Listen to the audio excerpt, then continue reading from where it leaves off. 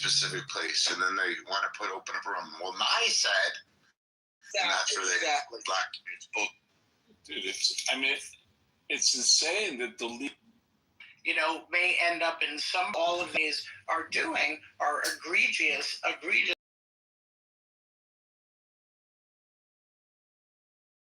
And set up that our representatives have voted on and agreed to and have bought into, and all of us have as well, because we don't have, if we want to change it, the courage to elect people who want to change this system.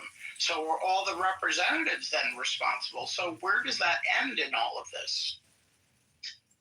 Oh, that's there's a lot of responsibility. Now I wonder here if shooting the CEO who puts the pace of the company.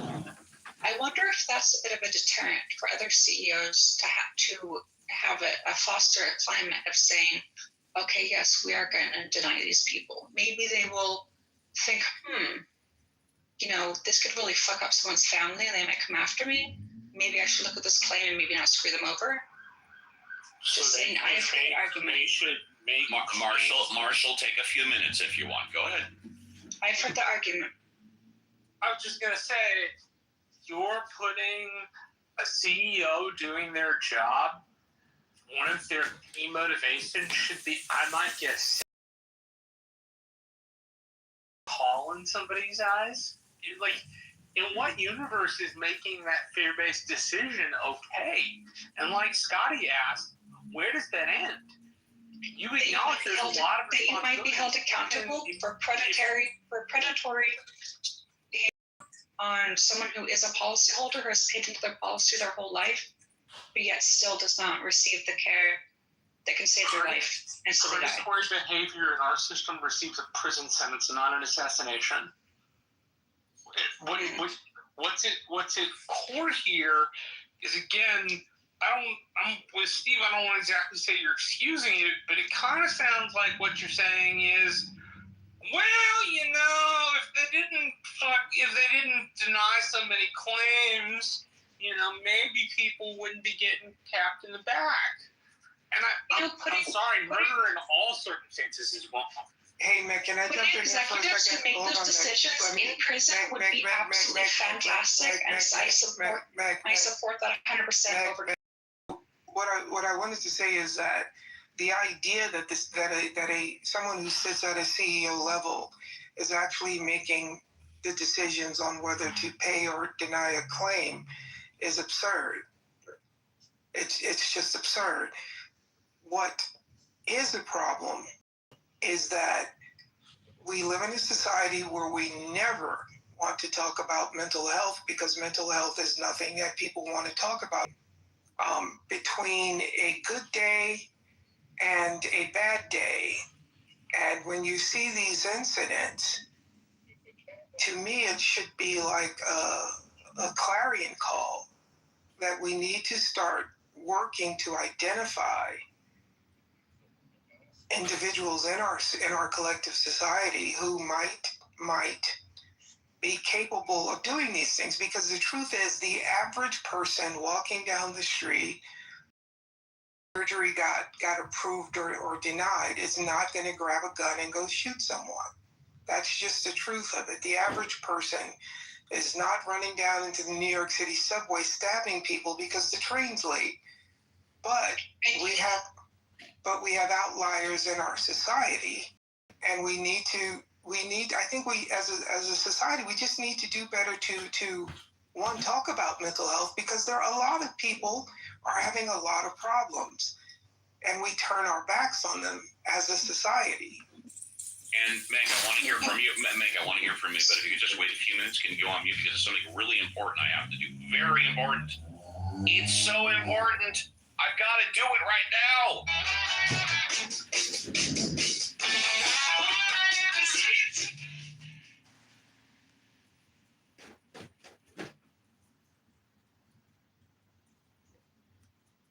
Hope and the stars and Michael Jackson had an issue with him, and he goes out in public. He's a shit disturber, and that's why I don't even like to talk about him because I don't want to make it relevant. He's a fucking. He is, in my opinion. I don't hate him as much as other people do. Advisor. What's that? Resistance? He used to be Michael Jackson's spiritual advisor. Oh, is that it? Okay. He was a professor at Oxford. He was a rabbi at Oxford for about 12 years. I've known the guy for like 30 years. He's a real heavy narcissist. He like screams at his family and they speak, or if like some 3-year-old's in the background talking, he'll repeat himself 25 times to warn them that he's filming. He's a really, really strange character. He's going after Lizzie Savetsky because he claims that he was almost murdered at the Fontainebleau Hotel in Miami. That's right. Yes. He was threatened there. The guy did threaten him. He said, but the guy said, I'm going to fuck your shit up, is all he said. I'll fuck your shit up. So then he like sensationalized the whole thing by saying, you know, and because I do security, so he contacted me for security, and I said, no, I'm sorry, I'm too busy, because I would never attach my name to his. But he was like, I was almost murdered. I said, okay, so send me, you know, whatever you have, and I'll look at it, and, you know, I'll let you know when I can get there. And he sent it to me, and I said, like, is this the whole thing? He said, yeah, that's everything. That's the whole proof right there. I said, but the guy, you know, obviously he was being aggressive with you. He was way too, in, you know, proximity wise, but all he said was, I'm going to fuck your shit up. You know, he didn't say, I'm going to murder you. He tried to stab you in the eye. Like you know, he didn't even threaten that he's going to kill you. I'm going to fuck your shit up. Doesn't mean I'm going to kill you. And so Lizzie, he started this whole like lawsuit against the Fontainebleau Hotel, who the owners are Jewish billionaires. Rabbi Botat? Oh yeah. Right. And so then I guess the owners of the Fontainebleau or Lizzie, they probably have a relationship or whatever. Fontainebleau, you're not safe there, and blah blah blah.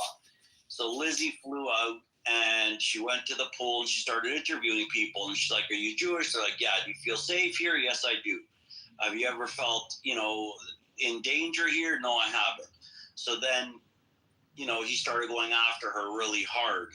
And then he took one of Lizzie's posts where she said, you know, all she said was something about Rabbi Kahana. Like that Rabbi Kahana said one thing that she agreed with.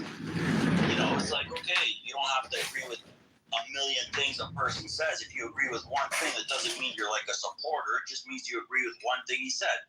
So then he took that as an opportunity to go after her, saying that she's a Kahanist, that she's this, she's that. Meanwhile, I have videos of him with me at a rally that was basically the Jewish Defense League, because I used to do security in the Jewish Defense League. But he used to attend rallies with us. And so I messaged him and I'm like, listen, it might be a good idea to shut the fuck up because I'm about to send her these videos. And he's like, okay, I understand. And he hasn't said a word about her since. But the guy's just like a mega narcissist, crazy maniac. He does more. If you look at any of his posts, look at the comments. Yeah, There's not one person that supports him. Every single I like him more than you do. I just feel like I've heard you say a lot, and now I want to interrupt and just say, I actually like Shmuley Boteach. He's not perfect. I don't stand by everything he does, but I do think he's a righteous man. And yeah, he may have made some mistakes. His heart's in the right place. He's done a lot of good stuff. And that's that. Let's just say more about him right now. I respect that. That's your right. So then let's move on. If we have nothing nice to say, let's move on. We've said enough. Well, okay. Listen. Between you and I is, I fucking know him and you don't. That's a difference. Well, there's a lot of differences So you between look us. at posts. I look at the person. So if you want to talk, no issue. I respect it. But talk. If you want to keep talking shit about him, I'm going to ask you to stop. Okay, you said a lot. You said a lot. I don't care. I don't think he's a good look for us. I think he's not a good look for rabbis. I think he could get his message across in a different way. And I just think it does us a disservice to be that aggressive in people's faces. I don't know him. I'm just observing his posts and his videos and stuff, and that's my take. I'll leave it at that. Right. Guess what? He's stressed out like a lot of other people. October 7th in the last 2 years has stressed out a lot of people, including him. I think he's only human at all.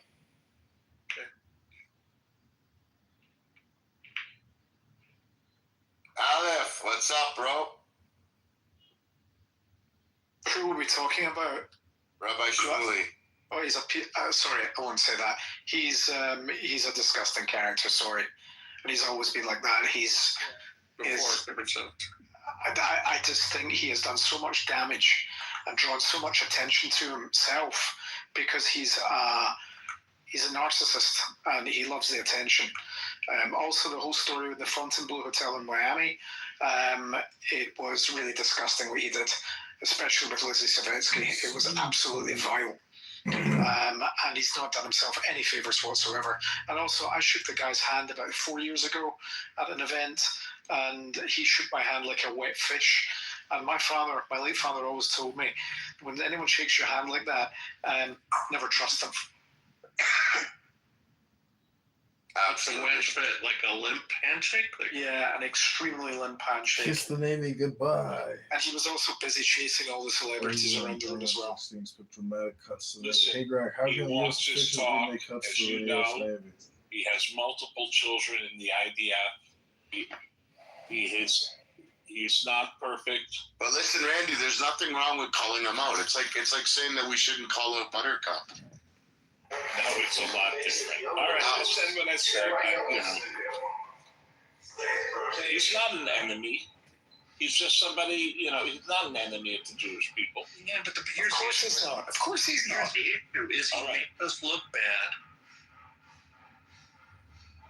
I don't think he's a net positive for the Jewish people. Yeah, he doesn't help. He doesn't help. He actually hinders more than help.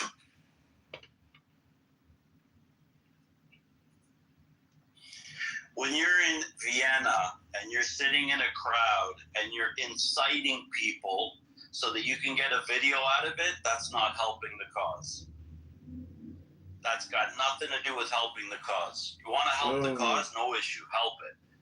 If someone accosts you and you want to video it, I understand. But don't incite it so that you can get it on video.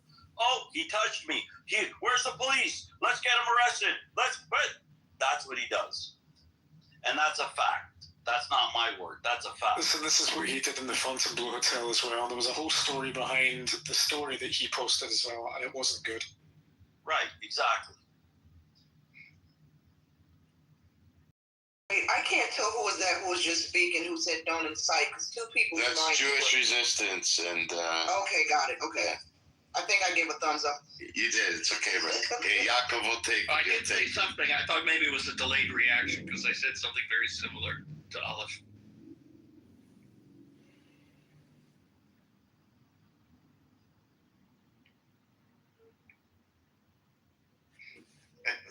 I love you guys, man. It's funny. We're funny people. They are funny. It's okay. It's okay, but yeah. Rise from the dark humor because things have been dark.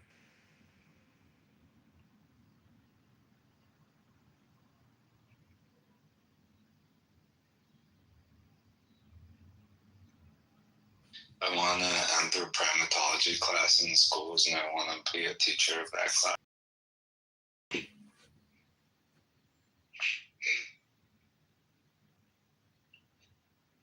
Or just write curriculum. I don't need to teach.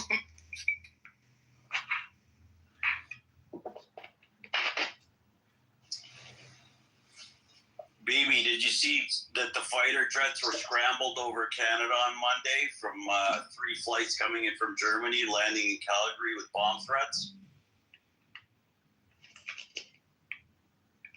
NORAD scrambled a bunch of fighter jets. No, I just sent you something though. Can you look at that on WhatsApp? Let me know if you know that first.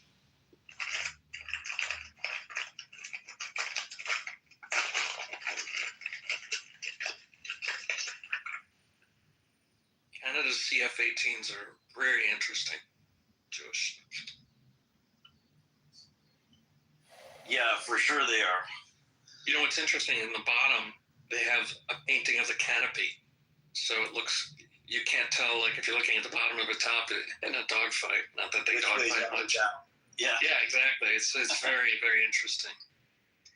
Well, the shame is that there aren't that many in Canada. No, it's like 18 or something like that. There's like 4 of them.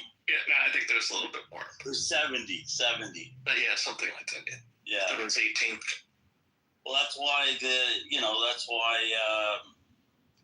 Canada relies so heavily on the U.S. for protection.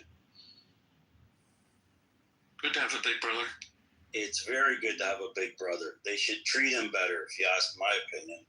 Yeah.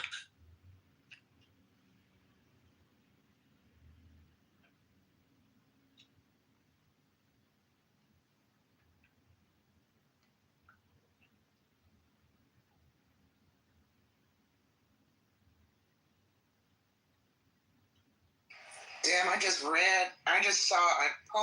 a post from NBC. Disney has pulled Jimmy Kimmel Live indefinitely after the host comments about Charlie Kirk. Now I gotta go see what he said about Charlie Kirk. This is crazy. Yeah, what did he say? I'm about to go Google it right now and find out.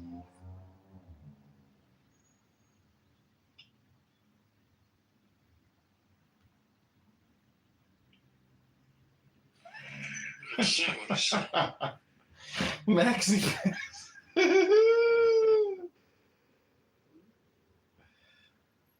Who? Jimmy Kimmel.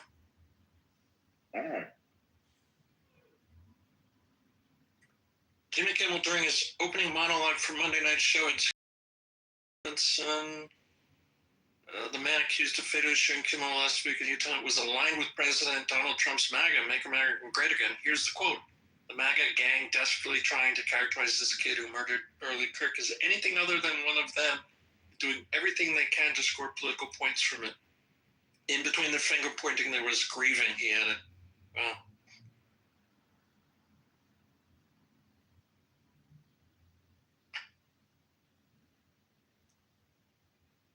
Well, looks like a lot of people are having their fuck around and find out moment in wake of Charlie Kirk's death. Well, they think free speech exists in the workplace, which it doesn't.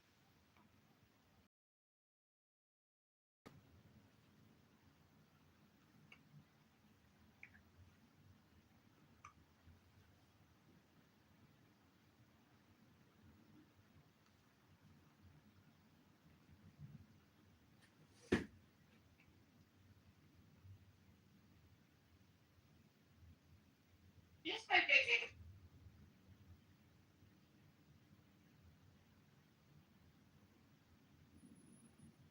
How many people are on that list? There's like 20,000.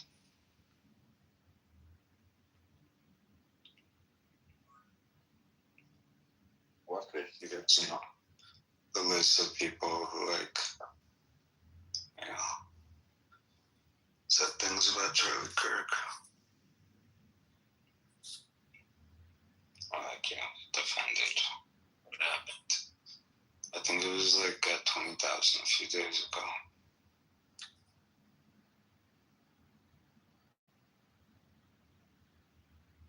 Wait, there's a list? Is somebody keeping a tally of folks who are saying disparaging things about Charlie? Yeah, it's like a public list. It's like the longest list of its kind. Wow.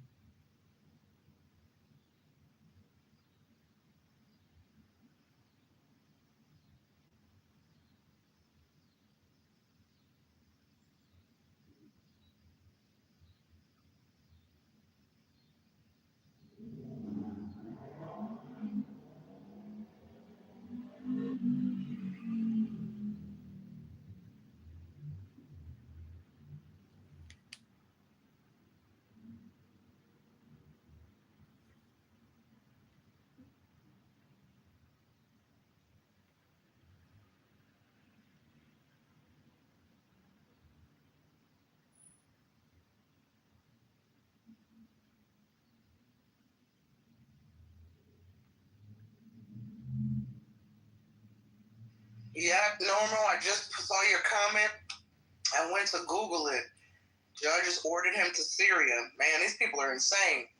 Everybody's having that fuck around and find out moment. Oh well. See you later. See you later, mom.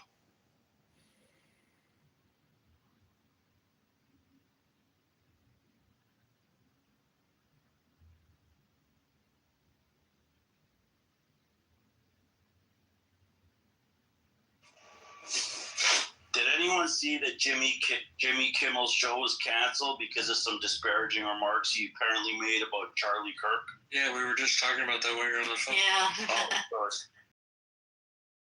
I just saw that. That's wild. Yeah, good for them for doing it. Yeah. Normally, Dad used to say every decision has a consequence. Absolutely. Shouldn't disparage people, especially those that are not here anymore.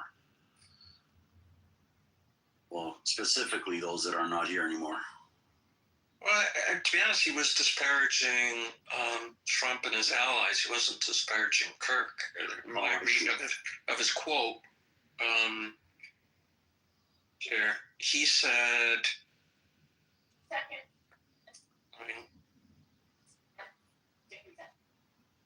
the MAGA gang desperately trying to characterize this kid who murdered Charlie Kirk as anything other than one of them and doing everything they can to score political points from it. In between the finger pointing, there was grieving. So, he was really trying to get political points from it, not when the guy was shot. Yeah, true. That's my read of it. Yeah, I see that for sure. I'm posting in case anybody wants to see him actually say it. I just posted a clip. I show a clip from Twitter of Jimmy's remarks. Thanks, Nye. FCC chair said it was truly sick, and it said they have a license granted by us at the FCC, and that comes with an obligation to operate in the public interest. Ouch. That carried a lot of weight with ABC.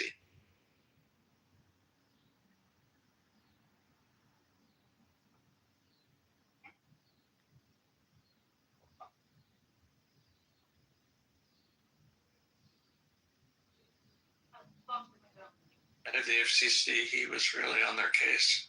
This is a very, very serious issue right now for Disney. We can do this easy way or the hard way. These companies can find ways to take action on Kimmel, or there is going to be additional work for the FCC ahead. Ouch.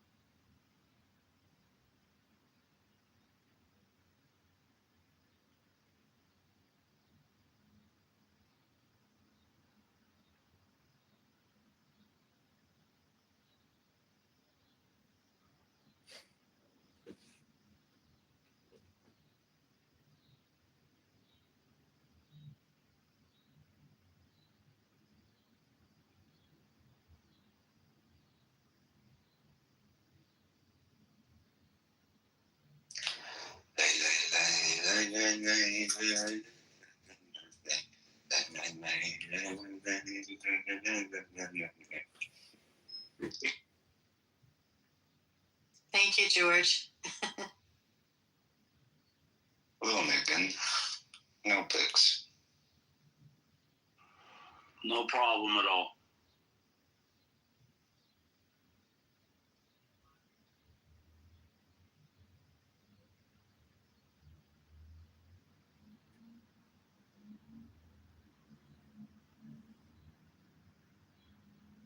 Daniel, are you still in this room?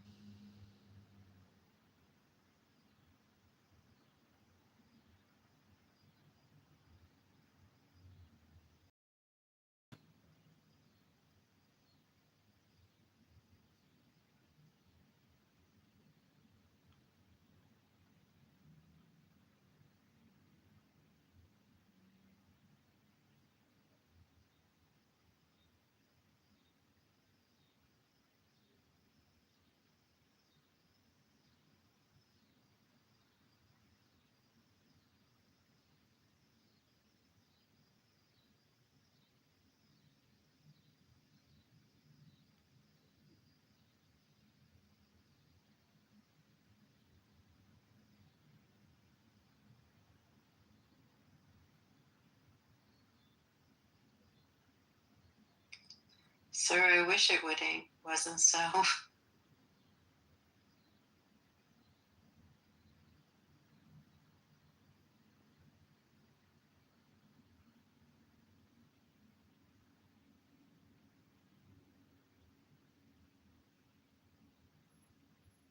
Jewish, El Normo, Yaakov, I have to leave and you guys are on the phone.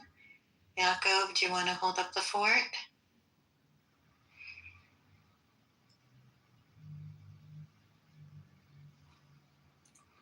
Did BB leave already? Yep. Yeah. Gotta get Harry up here. Is Harry there? Oh, okay. Why do you want Harry up there? He's the best. He's funny.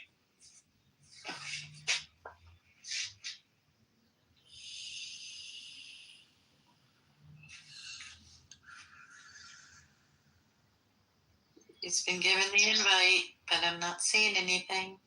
Not saying yes. Yalla, Harry.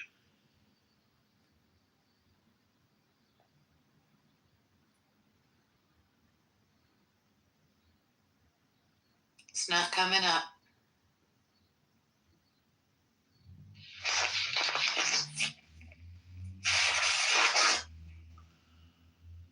Yaakov, it's on you.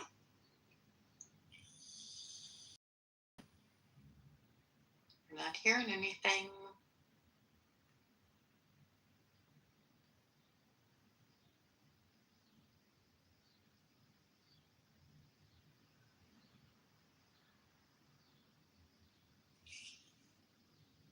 Oh, so let's see what happens. You guys have a really good night.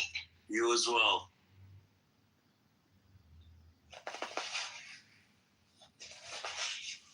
Some people just can't let it go. Some people, they're real slow. Some people just can't let it go.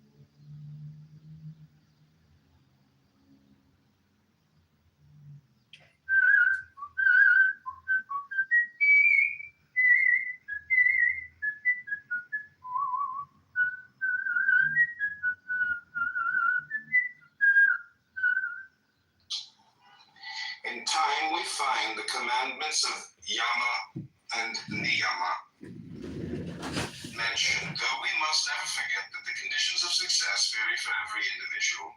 And that Crowley might advise one people to drink more. Unless there is a declared war, unless there is like unless you are actually defending life, and meaning not to say that you can blow up an abortion clinic or something like that, to defend a person that can actually like conscious life. I think that there are those exceptions, of course. But what I was going to ask you, Marshall, because you have the historical background, could you make an argument that right now that the Trump administration is behaving more like a revolutionary group that has assumed power but hasn't yet decided to exercise and hasn't established that it believes in the principles of the government that it is now running or managing? Yeah. I think an argument you could make is that it's comparative upheaval to the today. That kind of class disparity, the race disparity, some of that stuff in major metropolitans is exacerbated because cities tend to have that trouble. It's not like cities are bad or anything. It's just like cities tend to have a lot more of that art and class struggle because people are in such close settings. I think the piece. Okay, Ludwig, this has been an episode of Green Bean Fascists in the campaign to elect candidate Congressman John Kitover. This is your good friend Jaya. Take care. Have a good evening. I think that's an astute observation of governments that don't exactly know what they want to do. I don't know that I would call it French Revolutionary. The way it comes across in my head is extreme upheaval of the status quo. Right? Like the Republicans, for example, want to get rid of mass bureaucracy.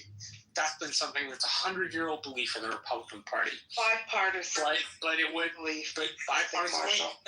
Anyway, it would upend the system in the way it currently functions, right?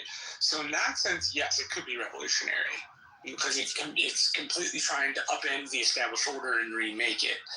Now, I think the question in this depends upon the person and their knowledge of history and thus the examples they can think of. I don't know if that is always bad. It can be when the worst angels of our nature are emphasized over the best, then we end up having a problem. I'll give an example in my head. The president. Marshall, I apologize. I think you might be a little bit in the matrix. I know sometimes you go in and out. So I apologize for asking a more, complex question, and maybe it's something we can revisit another time. Can you hear me any better? Speak, you're on the stage. You're just shitting on me and Victoria. Chat, go ahead and talk. What do you want to talk about? Do you want to talk about the delusions that you were spewing or what? Hey, what we're do we not No, doing that. No, we're not doing that. That's not happening in Steve's room. Like everybody, I'll meet a loose mouth, but I'm going to respond. Like I said in the chat, you're not behaving. It's not that difficult. Don't attack the ladies. Talk about their points. Don't say they're fascist. Corey, just listen. Don't say they're fascist. Don't attribute motives to them they don't have. I may disagree with Dark Victoria all the time, but she does not deserve to get crapped on from you, and neither does Jane. And you know what you're doing is inflammatory when you do it. Otherwise, you wouldn't say the things you're saying. You need to manage it in a much more persuasive and respectful manner. That's like, that is the tenor and tone of Uncle Steve's room. We do not get into the gutter. We literally had somebody say that somebody didn't have the right to speak somewhere. When you start to do that, that's No, an ideology. Corey, the proper response to that accusation is that in a public venue, you have the right to speak. Thank you, whoever moved him. I appreciate that. That was me.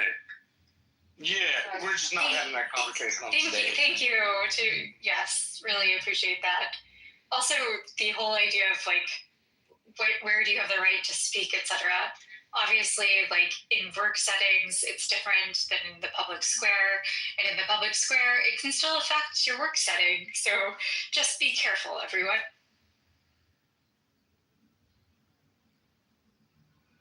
Thanks, Marshall. Hey, James. I think you wanted to say something, and we got tired of that morass. What were you going to say? Actually, nothing. I was just responding to the. Oh, okay. Go ahead, Dara. Jane, why did you say thank you to Marshall? Because he showed a modicum of pleasantness to me that I appreciated. The modicum of niceness was what? Telling that guy, what's his name again? Yeah. I'm just going to Already forgettable. I'm just going to take a point of moderation. We're talking about the subject, not about the moderators. If you'd like to get about the subject, I'm happy to have you. I do want to Probably talk my about the subject. whiteness, my white woman. No, Yeah. it was just like. I felt appreciated. No, I don't think so. Yes, he would. I think he would. And Marshall. Yes, of course I would. Marshall is a very pleasant person, and there are a lot of Would you say very it for us? like. Would you say it for us, Dismal, when we're not around? Yes. Yes, I defend her when she's not around. Getting off track. I'm just But I think the whole other conversation is for another room. But I haven't been able to finish my thought here. Because your thought's about me, and we're not talking No, about she's asking me something. I appreciate this. It was going to be a longer conversation, but everyone feels like they're hit as soon as we start having a conversation. As you've noticed, a lot of your stages don't have a lot of people from diverse backgrounds. I wonder why that is. I wonder why you're not able to be in spaces where people from other communities are having conversations about this, where they're talking about what the issues are around this. What's the point do you not get when I'm not talking about me? I don't understand why this has to be a referendum on me instead of the Why are you feeling You're not actually because you were talking about me. I feel like this is a diversion though from the topic of the space, and it was this is literally meant to be about. Is the topic not about the critical thinking after party? I thought we were talking about Uncle Steve's space. No, think we we were were actually talking having about- a conversation about subjects relating from the death penalty to health insurance And to whether or not those people things should are not be related killed to or whatever. We weren't talking about moderators. We weren't getting into the personal shit. That's what we were talking about. Okay. All right. Well, I'll let you people talk about the things that you would like to talk about, because clearly you do not want to have a conversation. That's correct. Okay, goodbye. I just want to say, I don't think that's. 24 hours ago, and my room is still here. Not sure if this will change the topic, but congratulations to the members. I couldn't hear most of what you said. It sounds like you're actually Tucker, in the you plane were- that's taking the You were photo having right a hard now. time with the mic. No, I'm walking. Shout out to living in a city with no transportation.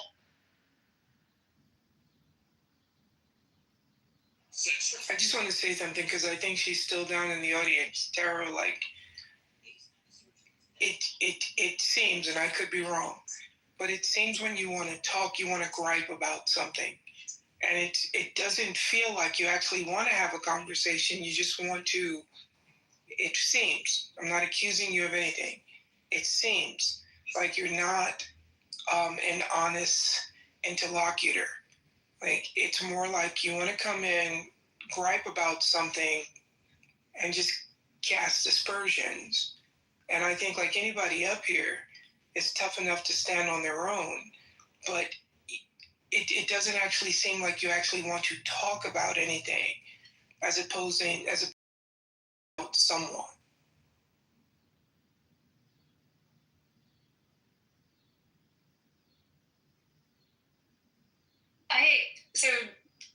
I know Taro actually has quite a few like really interesting perspectives to offer. I think sometimes it's really easy in Clubhouse to go into a conversation about the setting of the space rather than the topic. And so I really think that you guys do a great job of trying to moderate, but sometimes, and perhaps it was like my own fault, I did ask a question that led Marshall down like a little bit of a history lesson or history rabbit hole. And maybe that was for another space as well. So I did get off topic as well. So my apologies. Well, I'm going to say the great Jane Rosenzweig is down there. So while we have a moment, if you haven't heard Jane's podcasting host debut, Jane interviewed me for my 300th episode of one of my interview show. I was the guest for James, and Jane did a great job. So not to make it about the mods, but I will make it about the mods. So I'll put the link in the chat.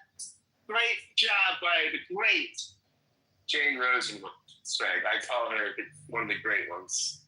So she's amazing, and I'll put the link in the chat. And yeah, great to see everybody. I'm walking through the streets of West Philadelphia, and appreciate everybody being here for the Critical Thinking After Party. Scotty, you're in a big city. Like, I haven't been to Philly in 5 years. Like, what's the homeless situation like? There are, I mean, it's present. I mean, it's not the worst I've ever seen it. I've lived here on and off for a really long time, and it's real, right? I mean, but it's not, same thing like with the crime situation. It's not, like, Philadelphia is not awful. I mean, it's just not. I mean, I've seen it in safer periods, but it's far safer than it was, say, decades ago. I mean, it's not. I walk around. I live in neighborhoods that are not, bushy, posh neighborhoods. I mean, they're, I walk around. I mean, I feel pretty safe here. I mean, I think our mayor is she's done some things like around addiction stuff, like the homeless addiction community I don't love, like around needles and stuff, like not like getting rid of clean needles and stuff. But all in all, I mean, our mayor's not, she's not the worst we've had. I mean, she's doing a decent job. So I like my city. I think my city's, on the upswing. So it's no New York, Dow, but really, Dow, what is New York? What is New York? Nothing. There's no city compares to New York City. I mean, it's the capital of the world. Yeah, capital of everything, unfortunately, sometimes, right? Well, just gonna say I love both, so you don't have to convince me. Absolutely love them. Lived in Philadelphia for 4 years in graduate school. Love that city. And New York, I mean, it's in my back pocket. But I do want to thank Marshall for and not let the drama take over, because there's so much happening in this great country of ours. And I wanted to know, has anybody heard that CNN reported that Jimmy Kimmel is being taken off the air? I think that's he's next. He's next indefinitely for some comments he made. Yeah, he's out. That's just incredible. It is incredible. I mean, I'm flabbergasted. What were the comments that he made? It was something about Kurt Scott. So he got dropped by one of like the biggest affiliate stations, right? So it's like Channel 2, 4, 7, and 11. They tend, and I learned this from NBC, but like they tend to work on affiliates who carry like broadcasting. So that's why, you know, there might be a show that airs on Channel 4 here in New York, but it might air on Channel 7 through syndication in Philadelphia. And apparently, this affiliate owner didn't like. I don't even know what Jimmy said, but didn't like something that Jimmy said and dropped him. And so that would be a big financial burden for, you know, Disney, ABC to cover, to continue to put the show out if there's no actual ad revenue coming in via like commercials. I said the same thing when they canceled Colbert. You know that show, according to some estimates, was losing $40 million a year and was only averaging like maybe 2.5, 3 million viewers a night. And big productions are really expensive to carry, and you need a lot of ad revenue. You need to be selling 30-second commercials for $30,000, and nobody is. I understand all that, but why? I asked the question. What did he say? Don't know. Did he not grieve enough for them? Because I don't trust in what they're saying that he said rose to the level of a cancellation. The quote's in the chat. I didn't find it particularly egregious myself, but you know, the guy who owns Nexstar does. So this is what's interesting to me. It's objectively not egregious. What's so interesting to me is some of my conservative friends, some of my best friends are conservatives, that feel like that they are so oppressed. I've been talking and texting with people around some of these issues over the past couple of days, and they act like they're so marginalized. I'm like, you're taking down media personalities. Well, this is what I mean. You have cultural power. You know what I mean? Like, they act like they don't have cultural power. They've got massive cultural power. They've taken down Colbert now. They've taken down Jimmy Kimmel. It's just interesting because there's this sort of conservative narrative oppression story, and it's like you've got all branches of government, and people are so afraid that they're canceling major programming. How are you not in the driver's?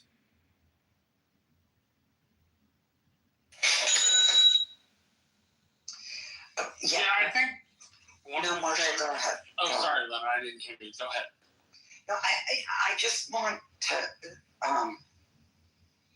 to talk about these cancellations because it just scares me. This really, really frightens me because we're moving in way off color, but we take for granted that political satire is allowed and can be heard with several grains of salt, right?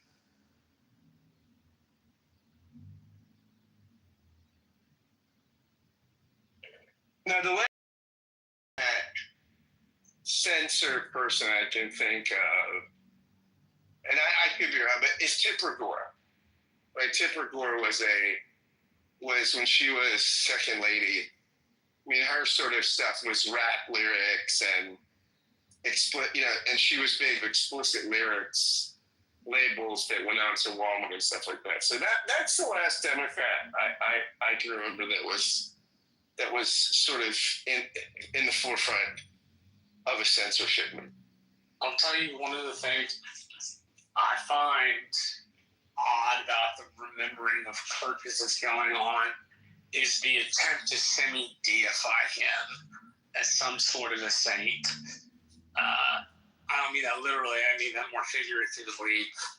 The kind of idolatrous behavior that is going on with his memory is, I'm sure, by all metrics, he was some sort of a devout Christian. I don't know which denomination he was, but he believed heavily in God.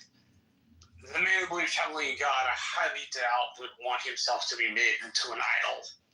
It just seems yucky. I'll also comment on the thing where conservatives feel oppressed. Conservatives feel oppressed. I live in an area that still has governance of Democrats in Texas, and it's had it for over 100 years. I don't feel oppressed in the Rio Grande Valley. I think it is weird to, in the wake of this stuff, get one's feelings hurt. People are allowed to think Charlie Kirk is a terrible person while also thinking he didn't deserve to get shot down like a dog in the street. Those two beliefs can be in one's head at the same time. And I think we do ourselves a real disservice on the right-hand side of the aisle when we, for lack of a better description, for snowflakery reasons, become very sensitive to the way this stuff is portrayed. I can understand one's personal life being offended by it. I understand not liking it on Clubhouse because it's distasteful, but this kind of like, oh, we have such a big offense to carry. Like, that doesn't work for me. Now, I don't support, well, he said nasty, terrible things, and so therefore he shouldn't know what he was going to say, and y'all was kind of, I don't think that stuff's appropriate. But I do think it's totally appropriate to say, I'm a big fan of the dude. I like him, or as Jane has said properly, that he punched down. And Jane still believes, I know she does, that political violence is bad no matter who it happens to. Right? Like, it gives you the can anyone hear me? I guess not. Because, hold on, Tucker, 1 second. But, this is selective because, again, I've been, blowing this horn. We're not talking about Epstein. And it's like for the first time in maybe 6 months that Epstein isn't carrying the daily news or the daily headline. And I think that whoever doesn't want Epstein talked about is going to ride this wave until people just move on, because people tend to move on. I have kind of it's good for the goose, it's good for the gander take on the whole Jimmy Kimmel thing, at least as an initial reaction. I always kind of felt like broad strokes conservative reaction to, cancel culture was, a bunch of pearl clutching, essentially, because the way I saw it and the way I experienced it was people were like, well, no, I'm not going to consume. I'm going to consume in ways that make sure that money doesn't go to actors, producers, writers, comedians, so on and so forth, who I disagree with, right? And leveraging economic power to have views expressed. And that included supporting platforms that wanted to take people off of them because platforms are allowed to do that. And I don't think that Nexstar is in the right here. I don't think that ABC is in the right here. But ultimately, Jimmy Kimmel has a lot of name recognition, a lot of ways to get his message out still. And so I would just, censorship is bad. There's lots of real concerning things that are going on squarely in the censorship realm. But I don't know. And there are good, valid criticisms of consolidation in network TV specifically that has been guided politically, let's say. But again, I don't think, people acting on their sincerely held beliefs in the marketplace is the censorship critique that I want to adopt.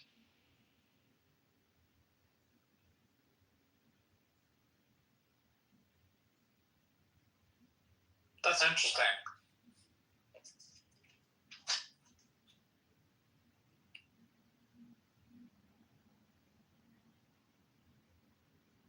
Yeah, it's all just very confusing. I mean, no one wants political assassinations to happen in this country because we all live here, and it doesn't really matter which side of the political spectrum you're on. That's evidence of a society that's really collapsing and hurting. So, and a democracy that's in trouble. One thing. The other thing is that when we start to witness censorship, whether you are going to lose your job because you didn't agree with what Kirk said, that doesn't mean that you don't mourn for a political assassination. I mean, most people are logical. We don't celebrate assassinations, right? Otherwise, we wouldn't be following the law. And this is a particular extreme example. Not that any murder is okay, every murder horrendous, but this was really extreme. But to lose your job because you said publicly or on social media that you didn't agree with him, these things, we're going down authoritarianism, and that is something that I really worry about.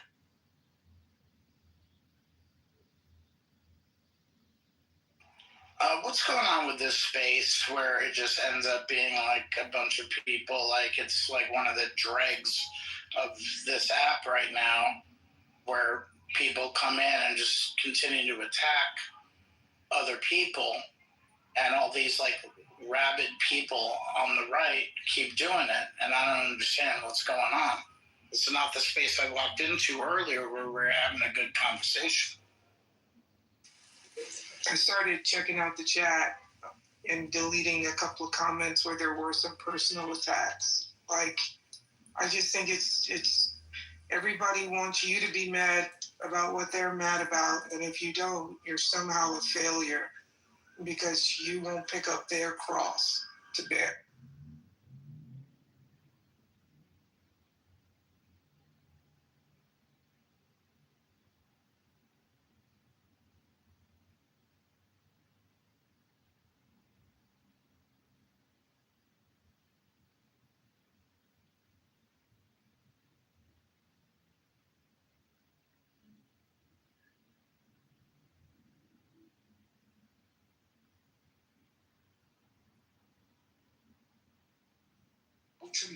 Hey Chuck, if you got some stuff to say in the chat and you're on stage, you should be willing to say it on stage and not in the chat.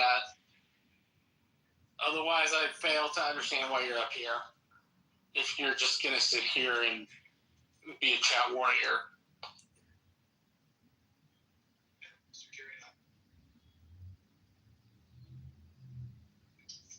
His record is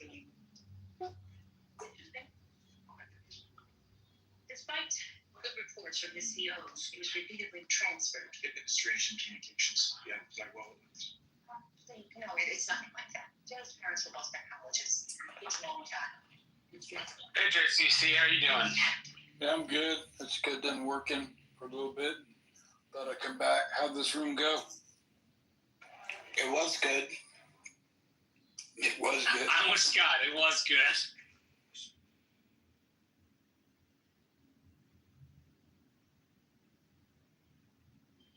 This is a bit of a non sequitur, but since things are winding down, I started reading Spirit of the Law, by Montesquieu, which was published in 1790. So it's one of the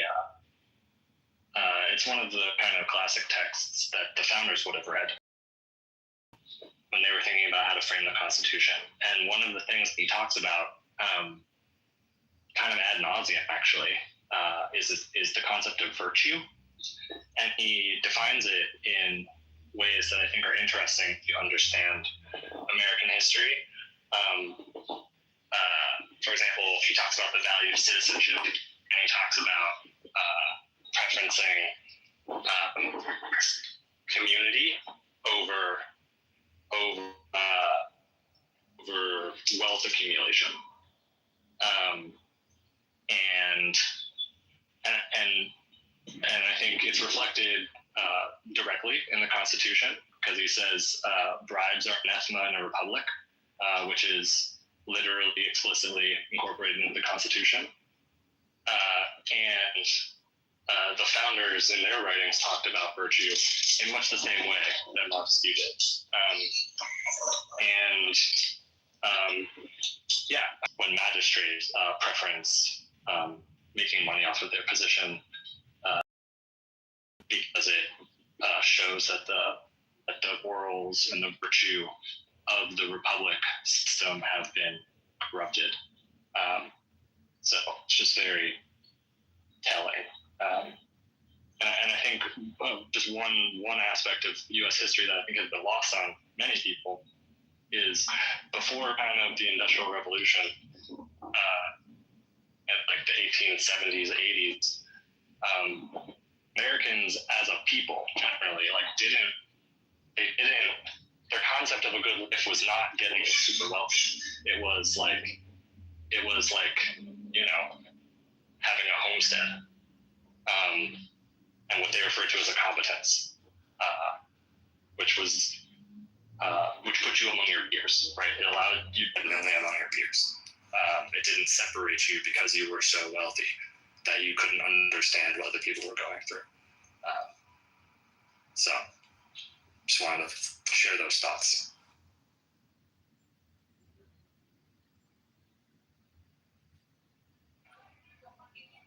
Thank you, Tipper. That was interesting. Marshall or anyone who has a current depth of knowledge about white nationalists? Marshall, do you? I mean, are we splitting hairs here? Groyper, Proud Boy, KKK, sorry, MAGA. What do we have to prove? These are bad people. They're anti-American values. Is that safe to say? Does anyone want to argue? And I'm not saying American values, by the way, are executed purely, but why is there such defense of these radical, maniacal, homicidal, evil groups? What's up with that, Marshall? I mean, I'm asking you an honest question, politically. Chuck Finley, read the Constitution.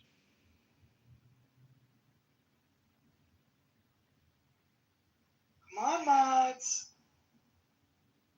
Well, I agree with you, Jane. I have nothing to say to the contrary. I mean, I think it is scary when we have Christian nationalists, white supremacists, groypers, doing what they do and convincing people to that ideology is dangerous, I think. I mean, Jane, are you saying like kind of point in parsing out the differences between the stuff that it's a wasted breath even, it's a big umbrella. Paint them all with one brush. They're all fucking assholes. They don't deserve a microphone, and we should dismiss them all definitively and unceremonious. You know what? I might not. Although I don't agree with the way the First Amendment is managed in this country, as you know. Do I think they all have to be painted with the same brush or shut down? In charge, political party, be putting their affiliation with these groups? That's what I have a problem with.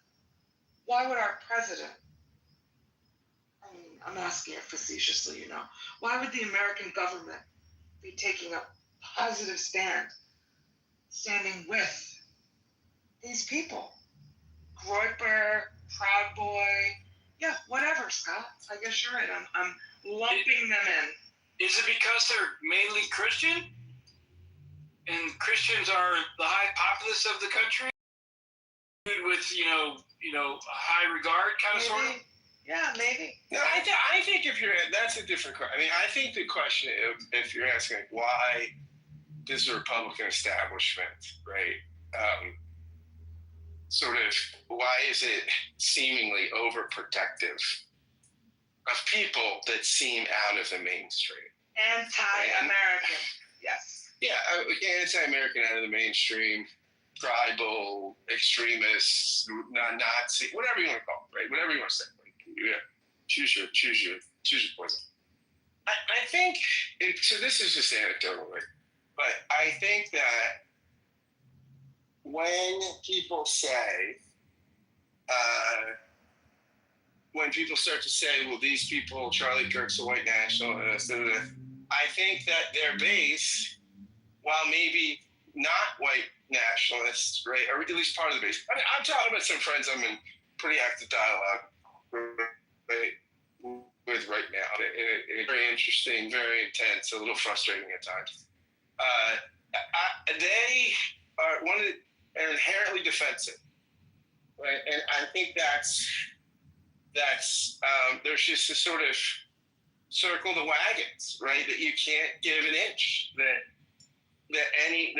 this is, Jesse Waters gave an interesting editorial on his show. I say interesting is a clinical neutral. Interesting is a clinical neutral term. Let me guess. Did he talk about white replacement theory? Well, no, he talked Any of them about would talk about that, Scott. They're all these people have declared war on us, and he went on a litany of all these provocations, and the left has declared war, and so there's the siege mentality. So there's the sense that compromise is the language of the devil, right? That if you give an inch, that you're equivocating, right? And that so you get this, so you have these folks who want a full-throated defense, right? And so you wind up, I think, unable to talk with some complexity and say, yeah, no, I mean, we condemn this, and because that stuff is seen as weak, right? It's seen as kowtowing. It's seen as,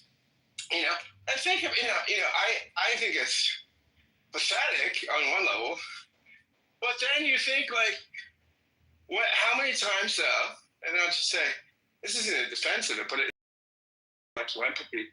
How many times are you in rooms or conversations with people on the left where it's like, don't cow out of these people, don't compromise these people, don't, and I've painted with a broad brush and probably been pretty unnuanced, especially when it gets heated and especially when it gets heated. So but I think that's part of it. I think there's this sense that condemnation, it's sort of like they're assholes, but there are assholes.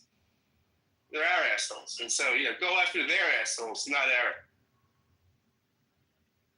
But I take full ownership of the fact that that's impressionistic and anecdotal. So what is that worth? Very little.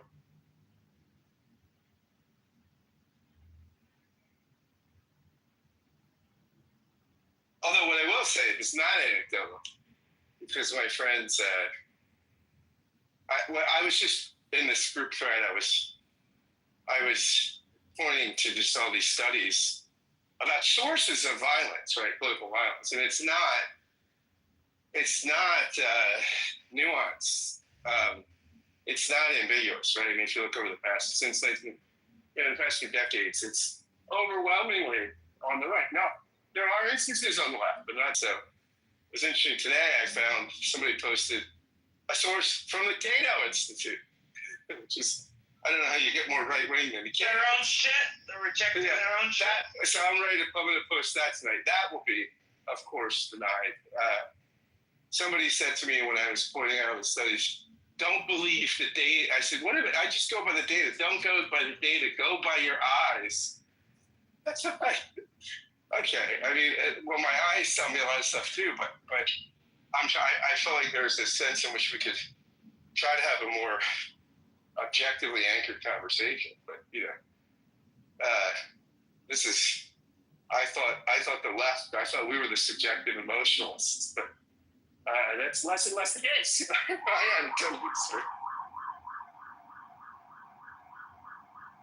Tara wanted to come up. Tara, I did not. I tried to put you disappeared. Oh, there.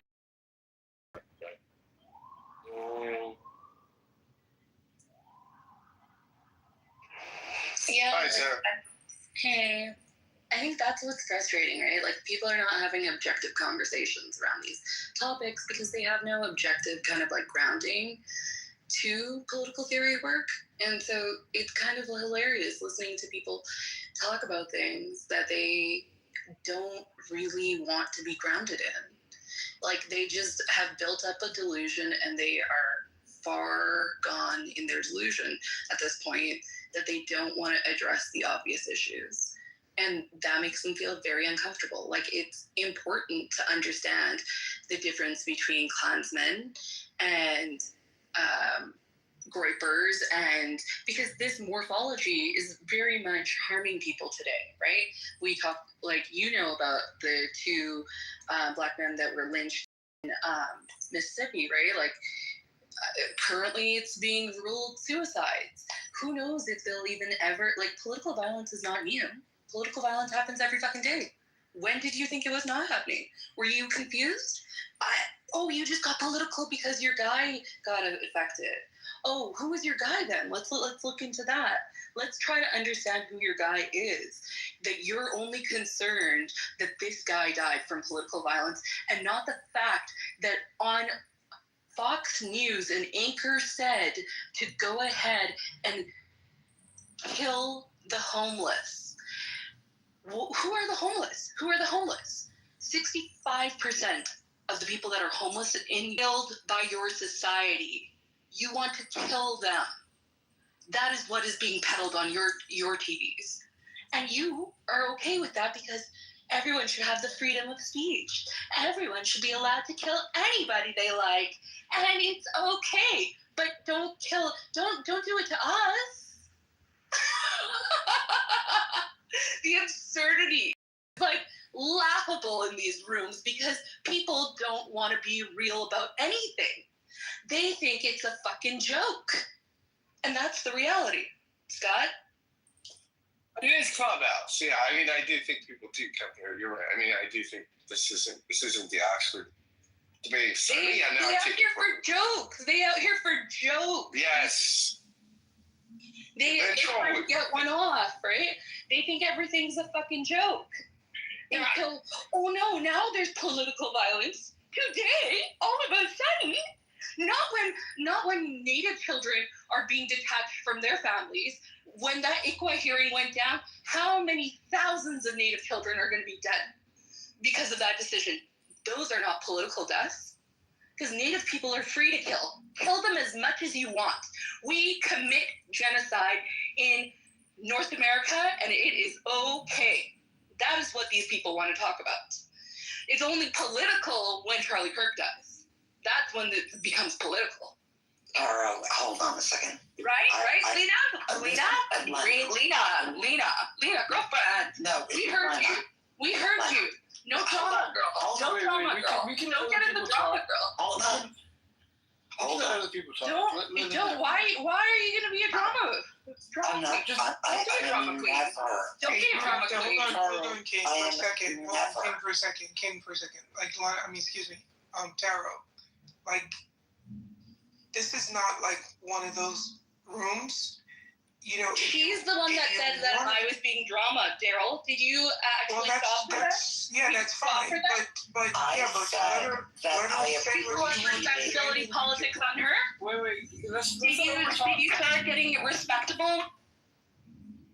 Did you get her to get real respectable with you? Hang on. Just wait. We want each of you to talk. Let's not over-talk each other. That's all that we're trying to say. JCC, was something going on before you came into the room, maybe? All I'm seeing is someone wanting to chime in a little bit. You might just want to let the moderators that were in the room at the time deal with the problem. The problem I'm seeing is you're over-talking someone trying to put their 2 cents in. You would see it that way, JCC. You would see it. Well, you know what else I see? I see you going down to the audience. How about that? For them, C's. There we go. Capital C for me. I wouldn't even do that. Let's bring it back. Let's give her a shot. Yeah, give her a shout out. Give her a shout out for being a bitch. There we go. Yeah, I call her. I don't think she's. Come on. Come on. No. I call like I see it, bro. Come on. Let's not sugarcoat it. All I was trying to do was allow 2 people to talk, bro. That's it. Okay, can I just respond? Taro, you're a very emotional person, and I respect that. I spoke, I think, very logically, and I'm not interested in emotionally addressing the issues. Of course, there's a lot of political violence that's very nuanced. I'm talking about a particular moment that has been broadcast live to the entire United States, okay? I fully accept, but we will be here for 3 days if we go into all this of what constitutes political violence. I'm talking about in a full-blown paramount production of political violence, because I don't have the time to discuss all the nuances. If you do, I think you should open a room on your own and go through every act of political violence that happens in this country and in other countries as well.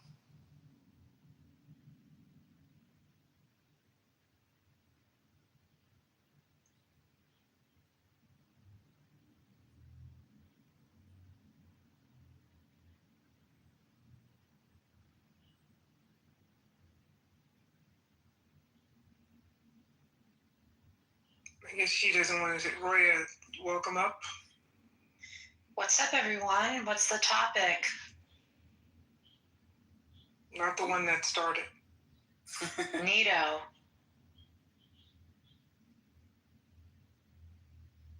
Hey, Lena. Hi, Roya Moo. I mean, we're talking about the issue of the day, and it's been very well moderated up until recently. Marshall was in here, Scott was in here, Daryl's fantastic. I mean, it's been a very good discussion, but emotions are running high, let's just put it that way, on what constitutes political violence.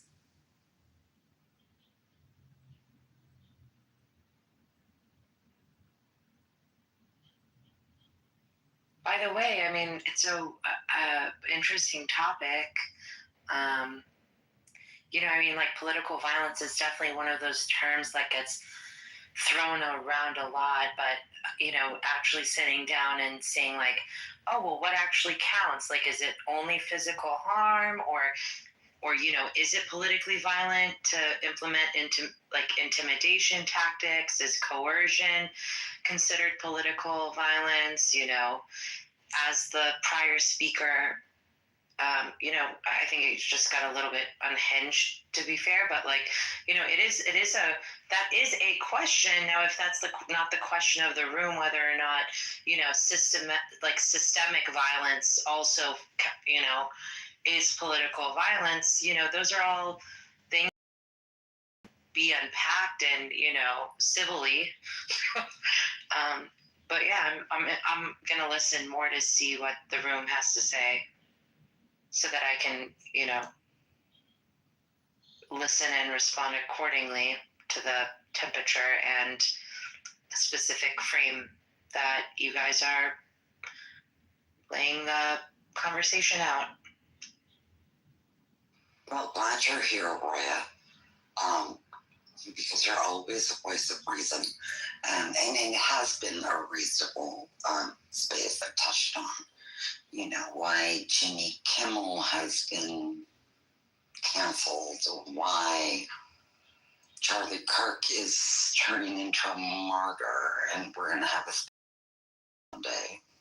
And is it okay to abhor a full-blown spectacle of assassination, but also disagree with what he purportedly stood for? And people losing their jobs over saying that they didn't agree with his opinions. I mean, these things, they go to the very root of democracy and what we're all aiming for. any conversation. My goal is to find a united front as to what's happening, not to be divisive, but I don't always, I'm not always successful.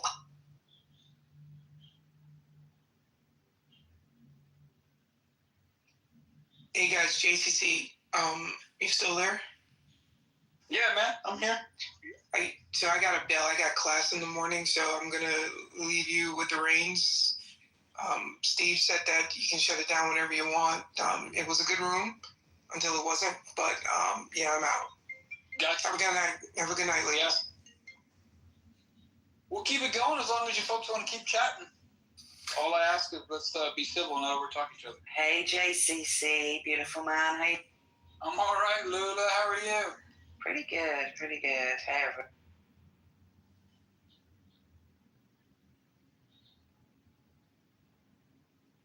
So just with reference to people getting fired, have they not been fired because they've kind of been laughing about him being killed and celebrating him being killed? No? I thought that's what was happening, and that's why people have been removed from their jobs, not just for disagreeing with him, or am I wrong? Yeah, I'm not too knowledgeable. I heard of people being distasteful in their commentary about the death. I think that may be a means for removing them from their position. But I think someone was it Lena? Were you saying like people were not agreeing with his position, and that was causing them their jobs? Is that what's going on? I have not gone into the weeds on this, but I don't know where you draw the line, right? I mean, either we believe in the Bill of Rights or we don't. You know, I'm taking an absolutist position for the sake of argument, right? It pounds on to gay men and said hate speech is going to be persecuted. Well, you know, guess what? I mean, hate speech has been around since the formation of this democracy. So what are we doing here? Are we refiguring right to mock an assassination? I said that from the very beginning. It was horrific. You can't pursue people for ridiculing somebody they did not agree with his values. I mean, you can't pursue, we can't run a democracy with a culture of persecution. Right. I'm just going to only talk solely about the ABC situation because that's what I'm the most familiar with and that's the most recent. So, I mean, I don't think that it's okay that ABC pulled Jimmy Kimmel off the air. Like, yes, they're a private company, and yes, technically they're not bound by the First Amendment in the same way that the government is, right? But you know, the principle still matters here. Like when networks are going to be punishing speech just for being offensive or I guess politically inconvenient due to the zeitgeist or whatever it may be, or their, you know, the bottom dollar of their, you know, their broadcasts and their network, it just sets a really dangerous precedent, right? Like it's telling comedians, journalists, and I mean, it sends the message to everyday people that you can speak, but only if your speech is market friendly and acceptable due to the temperature of the culture. And I feel like, or a segment of the culture, right? And so I think that really, I think that it definitely does create a rather chilling effect, like where, you know, people can start self-censoring out of fear, which is the opposite of what you know, healthy democracy needs. Like offensive speech, however offensive, like is not harm. And the role of media, and from my vantage point, is that it should broaden the debate and not go out of its way to narrow it, if you catch what I'm trying to say. So, yeah, I actually think that ABC is being a bit of a sissy, and yeah, and I don't disagree with you, Roya, unsurprisingly. And I think when people are, I've seen some of these TikTok videos where people are literally dancing, laughing, celebrating this man being killed.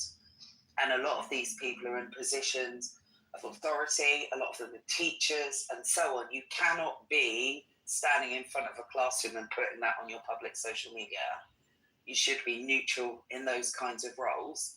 So I agree. And as a teacher, I'm a teacher myself. And if I did something like that, I would expect to lose my job because it's not appropriate. It depends on the role also that people are doing. So I don't think it's people being persecuted necessarily. I do think that people need to take responsibility. And if they're in a role where they influence other people, then no. And also, why on earth would anyone celebrate a young man, whoever they are, being shot in the neck in front of his wife? That sickens me. Like, you could disagree with what he said for sure. We should all be able to speak about what we agree or disagree with, but to celebrate someone being assassinated, that's all kinds of wrong. No, I agree. And of course, we do have parameters around the speech, and now, in employment contracts in which there are limits on, your usage and your expression on social media platforms. And I do think that, yes, teachers are public servants. They hold trust from students, parents, community. And, when there is, a violent death being celebrated, I mean, that does it definitely does. It's not a great look, the idea is that these people are the stewards and, caretakers of values, and, a teacher's role is to model civility. So, I mean, I can understand that. And also the moral example in which we're trying. So, I mean, I can understand that part. So, I mean, of course, free speech isn't free from consequences. So just because you can legally say something doesn't mean that there aren't costs to that. Especially like you mentioned in public facing and, authority roles. So, I mean, it depends on the speech, though. I mean, what a comedian like Jimmy Kimmel did is not the same as celebrating or, celebrating the death of Charlie Kirk, right? So it's not the same. Absolutely. And I've only seen the Jimmy Kimmel update tonight, and I'm pretty shocked by that, actually. Crazy, right? Yeah, you guys, you see that, and here's where we get into the weeds, right? Like, when is it appropriate? As I said earlier, and Roya, you hadn't come up yet onto the room, into the room, that we take for granted that political satire is just that. Political satire is satire. When we start censoring political satire, that is very dangerous. On the other hand, was it Meg or Lula? I don't know who said, people who are in the position of stewardship, to quote Roya, have to be very careful because they're influencing minds that aren't yet formed, right? And can't make the distinction. But, then we get into this whole issue of what's private and what's public now in discourse, and now that we're living in this age of social media.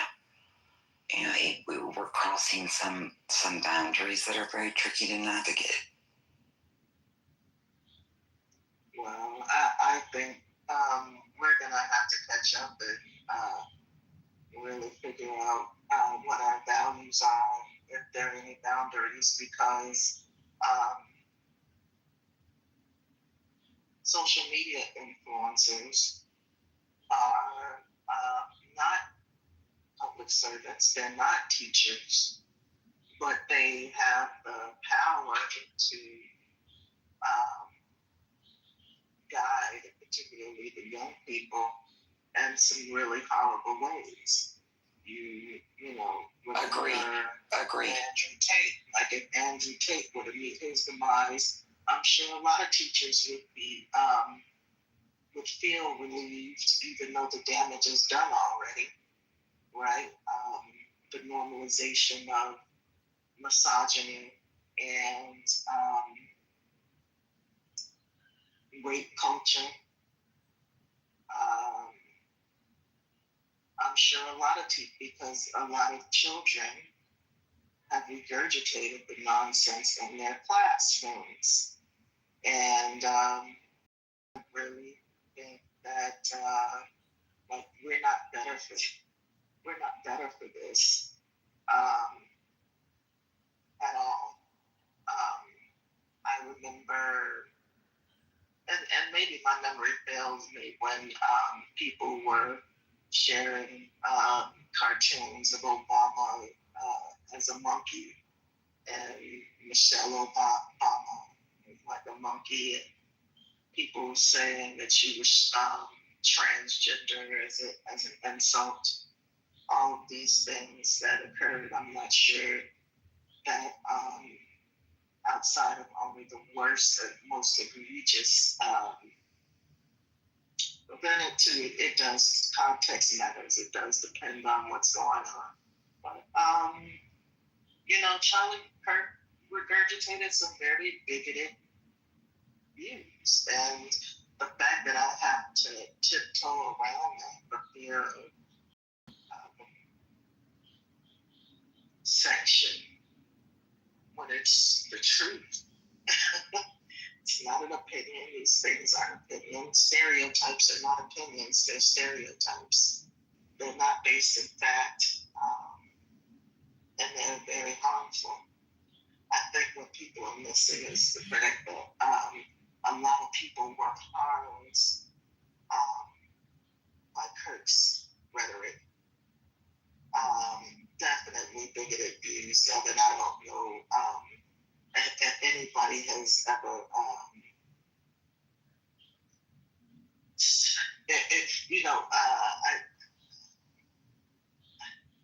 I imagine Charlie Kirk saying that classifying, and I'm just pulling this off of the top of my head because I know the shit that people say in the world, the dumb shit people say in the world. Imagine it coming from Charlie Kirk's mouth that Jewish people should not be classified under protected class citizenship because they're white, right?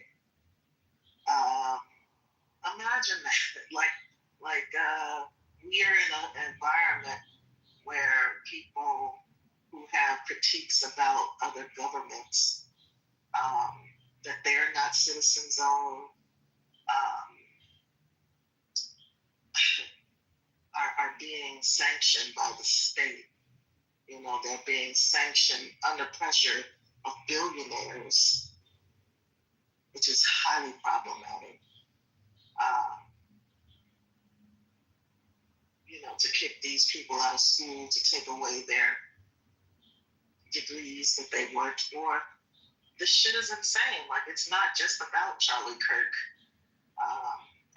It's not just about Charlie Kirk. It's not just about Jimmy Kimmel. It's not just about Colbert.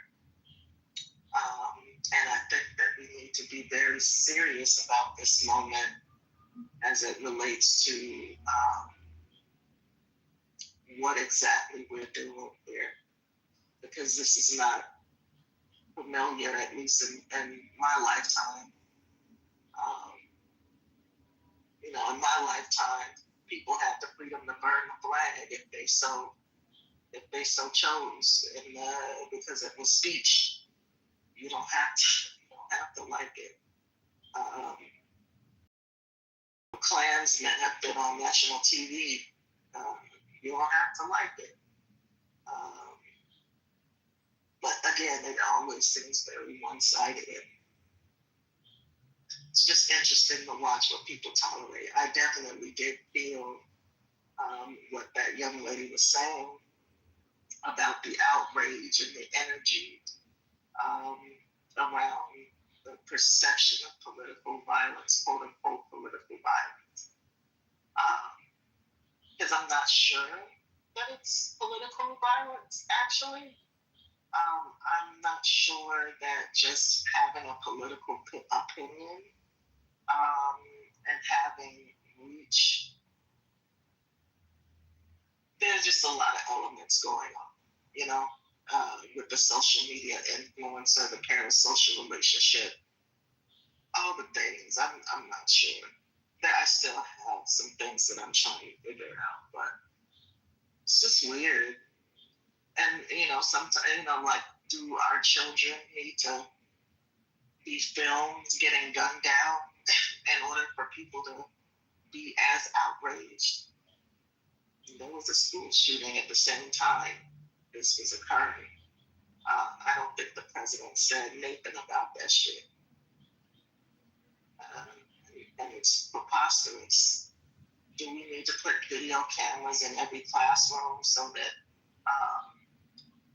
when inevitably those drills come in handy and they have to dodge for their life, and we have to watch children being shot in order to move, you know, because we're turning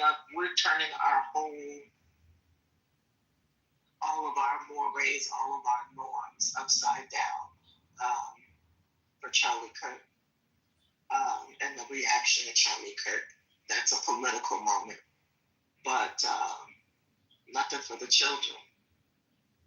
And that continues to happen over and over and over again. So, I don't know. I don't feel positive about the moment. I anticipated political assassinations would increase because it always does. I mean, every country during times of unrest, political assassinations occur, and they've been occurring. Right? This is not the first. So I just, you know, it's interesting to me, the people whose lives we really value. Yeah, I mean, whose lives we don't. So sorry, King. I didn't mean to interrupt. I landed. You're good. No, I mean, you're absolutely, like, what makes this moment so different is that, you know, shifting from, you know, condemning violence itself, which is, you know, which is normal for just decent civic stewards to usually do, you know, especially in the top position as president, but like to using it as a springboard to go after speech and then pin blame on an entire party in such a blatantly, not even cloaked or tacit, you know, way of politicization. Like in the past, like leaders might have said, we denounce violence, we defend free expression, but now we're hearing Pam Bondi talk on a podcast, you know, about the DOJ, quote unquote, targeting hate speech. Then we have, you know, the Trump with saying that it's Democrats' fault in the thing that he said to who was threatening him. I mean, we are in really, really, really dangerous waters, and that's like a new line being crossed. All of these actions, you know, instead of like drawing the legal boundary at incitement or true threats, it's not okay to threaten or say that there's an intent to broaden it to include offensive or partisan speech on who gets to speak and who doesn't, from my vantage point.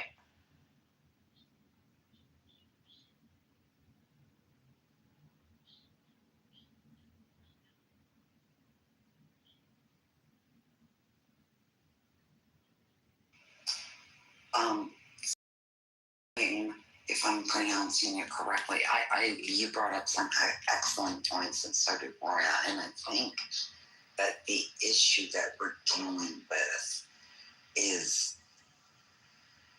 what is free speech? Where are the boundaries of free speech? And when do we slip into an authoritarian system? And I think we all have to, I think that if we distill the issues Because if we're going to talk about political violence, that is so nuanced that I don't think that a room like this has the ability to really go into it. I mean, we would have to have a 3-day conference to really talk about that. But I think the issue revolves around what can you talk about and what can you not talk about under threat. And maybe, this is a reaction from the right for the years of what is perceived as left-wing elitist diversity, equity, and inclusion. I don't know what's going on, but I do know that we are at a sectional moment, a very pivotal moment, and I don't know where it's going, and it worries me. It worries me a lot. I'm sure it worries a lot of people.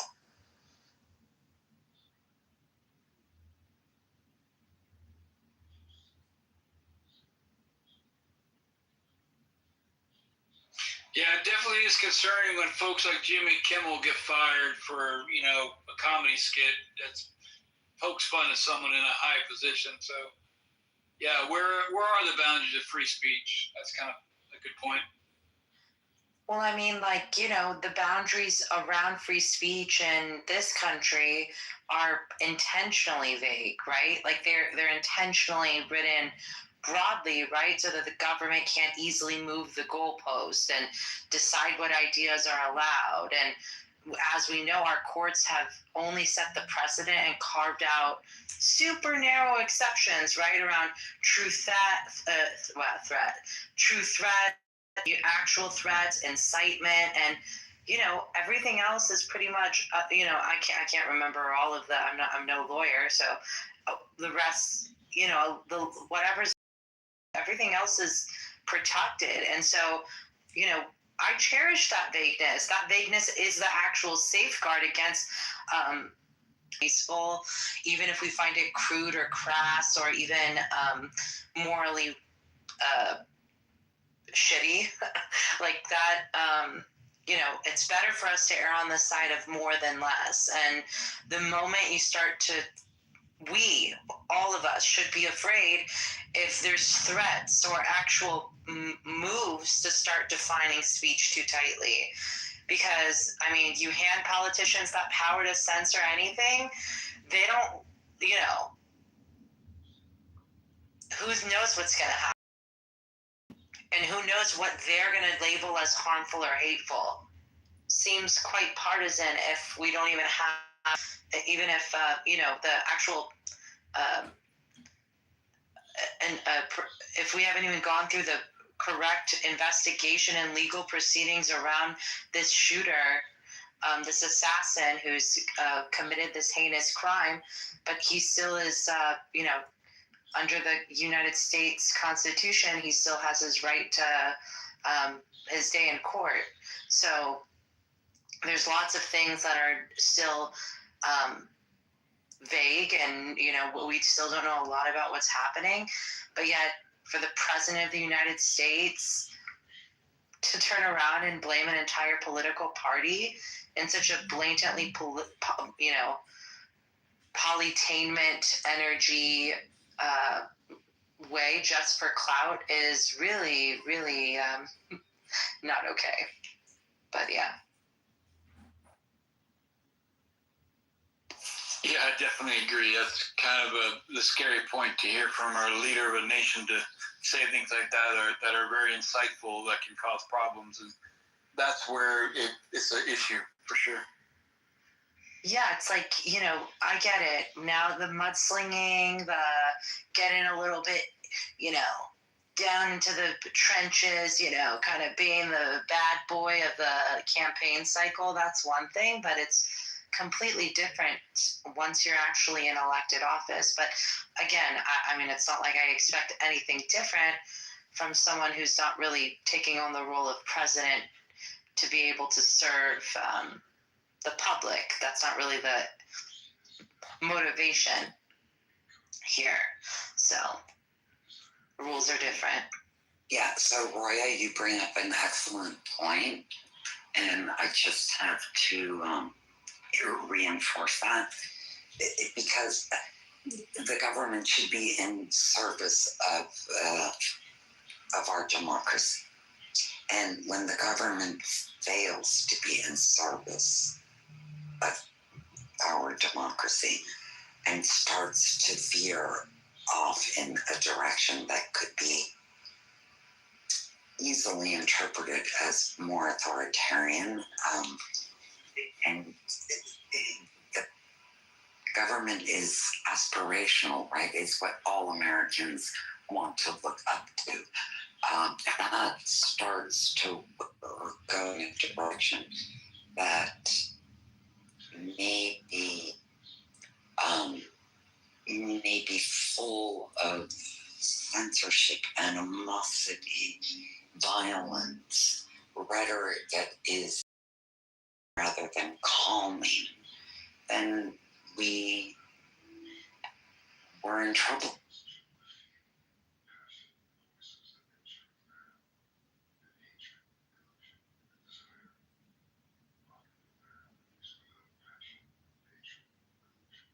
I definitely see the ACLU being very busy for a while now, so we'll see what happens. Anyway, thank you for the room, JCC, and everyone else. Nice talking to you guys. Yeah, you guys are great to listen to. Thank you. Yeah, it's just I don't want to take any credit. I came in at the beginning and I had to leave for work, and I came back at the end, so I wasn't much of a contributor, but I appreciate it, all your guys' points and lovely ladies speaking your mind. It's greatly appreciated. So you guys I think it's time to say goodbye. It was a great room, I heard, and so glad you guys got your time to share your thoughts and opinions, and that's the beauty of this country, right? Y'all have a good one. Thanks.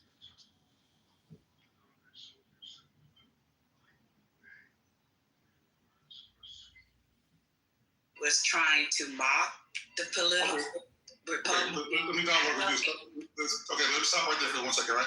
So, do you remember like about 5 minutes ago, Miss Deborah came on stage and she said that we already read that and asked you to stop reading? And then you said this, you're almost done, you're going to read it again? That's exactly what you read 5 minutes ago. Yeah, you said you saw nothing wrong with it. But after I thought about it, I really agree with sometimes these. What?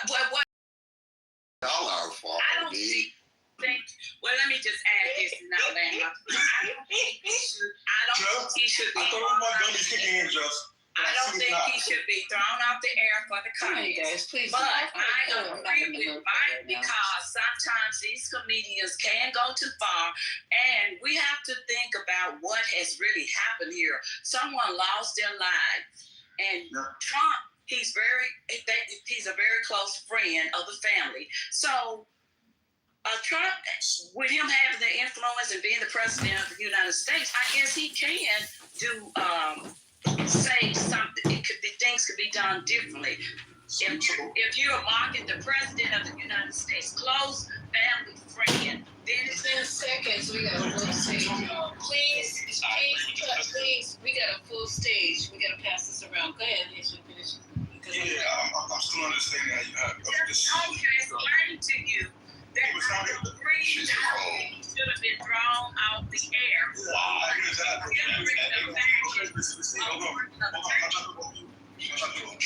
But in the same token,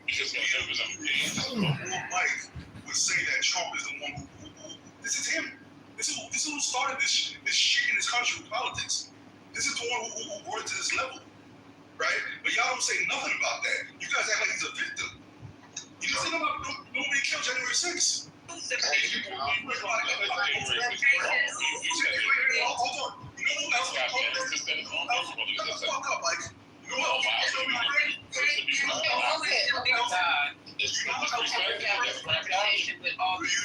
is a family friend?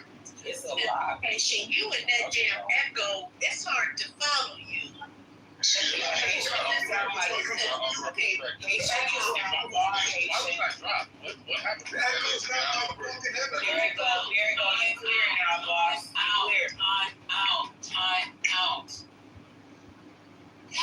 Come on, y'all. Let's have this conversation. stated, she's already stated it. Now you can reply. The reason you reply is because you don't agree with her. Now, if you agree with her, we be moving on. So go ahead, y'all, have your dialogue back and forth. Lisa, may I have her perspective? Yes, you will. 1 minute. When Haitian is done. Now, let this fucking because go. Special ed. I can't. Wow. You heard that, right? You heard that. You know, I'm. Yeah, They're cool. They're a nut job. Yeah, bitch. I ain't gonna apologize. They're the Democrat guy. This is your rhetoric, Lisa. Exactly. Okay, can I just say something? Okay, because I'm asking you guys. Can we have this conversation tonight without it going 100% left? Because I want to ask the people who are downstairs and not the ones on stage. Are you guys enjoying the back and forth? Put a 1 in the chat if you are, and we'll let it just go off the rails. No. Everybody put a 1 in the chat. Put a 1 in the chat if you like the way it's going right now, or do you want us to go have a dialogue back and forth? Put a 1 in the chat if you like where it's going right now. Go ahead. I knew you were going to do that, Ray. Thank you. Real. Okay. On the agitation, who he's saying the victim is. Thank you for 20 club members. I really appreciate you putting that in there. And it just, let us have the conversation. Then once we have the conversation, we can go off the rails. She doesn't agree with you. So anybody else want to jump in at this point? I never fucking told you. So I just said, ooh, child, put me in the queue. I just said, and I said it so very clearly. I said, Haitian, are you done? I'm not saying you say that shit clearly, and then the fucking special ads come off a mic. Okay, so you guys, Haitian is speaking. If you don't mind, can you allow him to complete his thought? And then we'll go from there, because he has a point that I wanted to hear, especially the part about Gen 6. This is some important information. Please, Haitian, finish his point, and I promise you guys, because I have good mods. I have Gemini, I have Moose, I have Culture Lee, I have Sandra, who I'm modding for the first time. She always has very good information, some with the eyeballs. And Debbie, who's a very sweet, sweet woman and very insightful, patient.